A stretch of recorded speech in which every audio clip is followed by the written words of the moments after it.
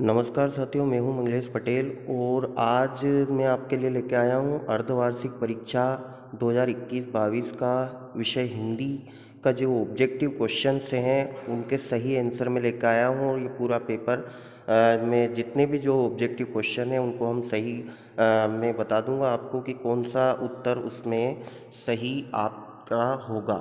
पहला जो है, सही विकल्प का चयन कीजिए। पहला जो प्रश्न है, सही विकल्प का चयन कीजिए। लता मंगेशकर जी के पिताजी का नाम था, तो इसका आ जाएगा दीनानाथ मंगेशकर। पहला ऑप्शन इसका सही है। प्रेमचंद जी का मूल नाम था, ये धनपत राय नाम था इनका। मीरा के आराध्य प्रभु हैं, तो मीरा के आराध्य जो हैं वो कृष्ण हैं। अलोपीदीन कथा का पात्र है, नमक का दारोगा। हजारी प्रसाद द्विवेदी ने वाणी का डिटेक्टर किसको कहा है? कबीरदास जी को।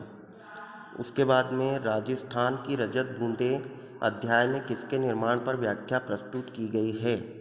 तो कुई का निर्माण। दूसरा जो प्रश्न है हमारा, रिक्त स्थान जो दिया हुआ है, रिक्त स्थान में सही शब्द चुनकर लिखिए। मियाँ नसरुद्दीन तरह की रोटियां बनाने के लिए प्रसिद्ध था, तो इसका आ जाएगा ये 56 वाला सही है। मन्नू भंडारी द्वारा रचित पटकथा एवं बहुचर्चित है टीवी धारावाहिक।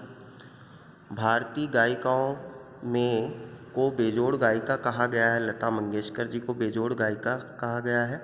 अर्थ की दृष्टि से वाक्य के भेद होते हैं कितने? 8 होते हैं। काव्य की शोभा बढ़ाने वाले तत्व कहलाते हैं अलंकार। भारत में पहली मूक फिल्म बनाने का श्रेय दादा साहब फाल्के जी को जाता है। जिसके समान कोई दूसरा न हो वो अद्वितीय है। अगला जो प्रश्न है हमारा, सही जोड़ी वाला, इसमें जो पहला है, राजस्थान की रजत बूंदे, तो इसका आ जाएगा अनुपम मिश्र। घ वाला इसका आ जाएगा जनसंख्या का माध्यम जो है इंटरनेट आ जाएगा इसमें। एक साहित्यिक की डायरी, एक साहित्यिक की डायरी, ये आ जाएगा संपादन आ जाएगा इसका।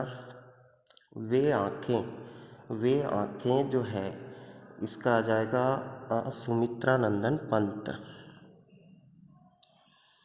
वाक्य का प्रकार, वाक्य का जो प्रकार है उसमें आ जाएगा विधिवाचक। और पुनरुक्ति प्रकाश अलंकार, पुनरुक्ति प्रकाश अलंकार, तो इसका आ जाएगा धीरे धीरे। अगले प्रश्न की ओर बढ़ते हैं साथियों हम। इसमें जो चौथा जो प्रश्न है हमारा, सत्य या असत्य लिखिए। स्पीति हिमाचल प्रदेश के लाहौल स्पीति जिले की तहसील है, बिल्कुल सही है ये। बीजक सूरदास जी की रचना है, बीजक जो है सूरदास जी की रचना है, ये गलत है। सुमित्रा नंदन पंत छायावाद के महत्वपूर्ण स्तंभ है, ये बिल्कुल सही है। भारत में टेलीविज़न की शुरुआत 15 सितंबर 1959 को ही, ये भी बिल्कुल सही है। भागीरथी, मंदाकिनी, सुरसारी इत्यादि शब्द गंगा के पर्यायवाची हैं, बिल्कुल सही है। अश्रु शब्द का तद्भव आँख है, ये गलत है। अगले प्रश्न की ओर आ जाते हैं। एक वाक्य में उत्तर लिखिए। पालर पानी और पाताल पानी के बीच का तीसरा रूप कौन सा है? तो रेजानी। इसका सही आंसर क्या हो जाएगा साथियों? रेजानी, रेजानी।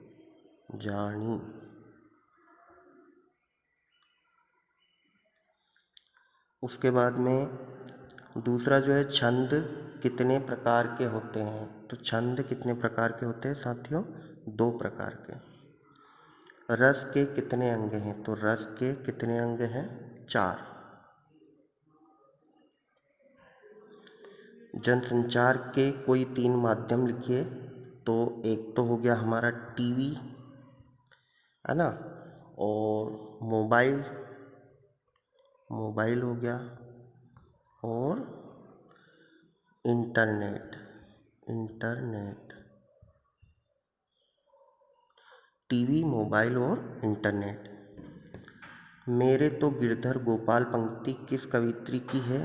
तो ये जो है मीरा की है, मीराबाई। उसके बाद में गलता लोहा गद्य की कौन सी विधा है? तो गलता लोहा जो है एक कहानी है। क्या है ये? कहानी। दोहा में कुल कितनी मात्राएं होती है? तो दोहा में जो है प्रथम और तृतीय में 13-13 मात्राएं होती है और द्वितीय और चतुर्थ में कितनी होती हैं? 11-11 मात्राएं। तो साथियों इसमें और भी जो प्रश्न दिए, मीरा कृष्ण की उपासना किस रूप में करती थी, सूर्योदय वर्णन के लिए किस तरह के बिंबों का प्रयोग हुआ है, पूरा पेपर आप यहाँ पर देख सकते हैं। मैंने जो भी इसके ऑब्जेक्टिव क्वेश्चंस थे वो मैंने हल करके आपको बता दिए हैं।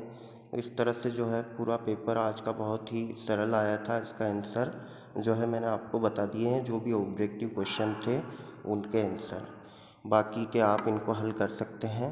आपको हमारा वीडियो कैसा लगा, इसे ज़्यादा से ज़्यादा लाइक कीजिए, शेयर कीजिए और मुझे कमेंट करके ज़रूर बताइएगा। और अभी तक अगर आपने हमारे चैनल को सब्सक्राइब नहीं किया है तो आप इसे जल्दी से सब्सक्राइब कर लें। धन्यवाद।